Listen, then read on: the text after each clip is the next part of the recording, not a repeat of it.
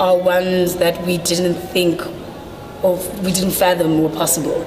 I know particularly of comrades that have had to go to mental institutions, in order to recuperate and to come back to themselves because of Fees Must Fall.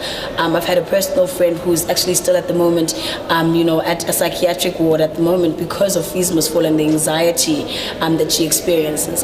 And for me, it's small things, right? So when you're in the movement and you encounter, the response from the state, and you encounter the response from fellow students and the public and civil society as well, you don't necessarily take that into consideration when you continue on with the movement. So for an example, you wake up in the morning and you decide, okay, I'm going to the ground, going to meet comrades.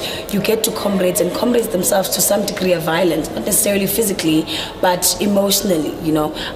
There's certain things that comrades will say that do not deal with you or hamper you emotionally, and then you go on and you find the police and they shoot you and they stun grenade you. Then you go and you get arrested. Now you're in jail. You can't get out. You've been there for 3 weeks, for 3 days, for this amount of time. You can't see your family. You can't speak to anyone. Then you have a situation where even if you do speak to the state, or you engage with the state, it's either you're abducted, like some of the students were taken and left in the wilderness from Limpopo to Botswana to Lesotho. We had students who were literally taken from the universities and thrown into and taken to all these different places and left there. I don't know what to do, to wonder, I guess. Specifically at Wits University, we had a student who was taken, who was supposedly arrested, and was supposed to go to Ihobo police station, but ended up in Limpopo by the border to Zimbabwe, left there naked by the police, and we don't understand how those kinds of things happen. So it's those kinds of things that we don't take into consideration because we don't have time in the movement to sit down and reflect. So we never have time to talk about, this is what happened and this is how I feel about it, and this is how it's made me feel, and this is how it's affecting me. So when you come back a year later, you come back, months later, and something as small as a cricket, a firelighter, it's going to be December now, firecrackers come off. The sound that you associate that firecracker with is a stun grenade, and that triggers that emotion, that that fear that you felt at that time. And because we always try and suppress it, because we need to be strong as Black people, we must be strong. We've known suffering, we will know suffering, so to some degree we must suppress it.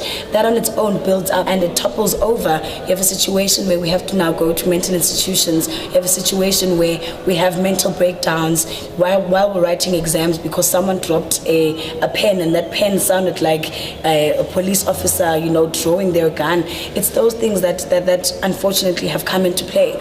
And the psychological trauma of Fees Must Fall is one that we haven't engaged yet. We haven't thoroughly taken the time to sit down as students with people who can possibly assist us and say, let's talk about this. Let's talk about how we felt when, we're being stun grenaded or arrested.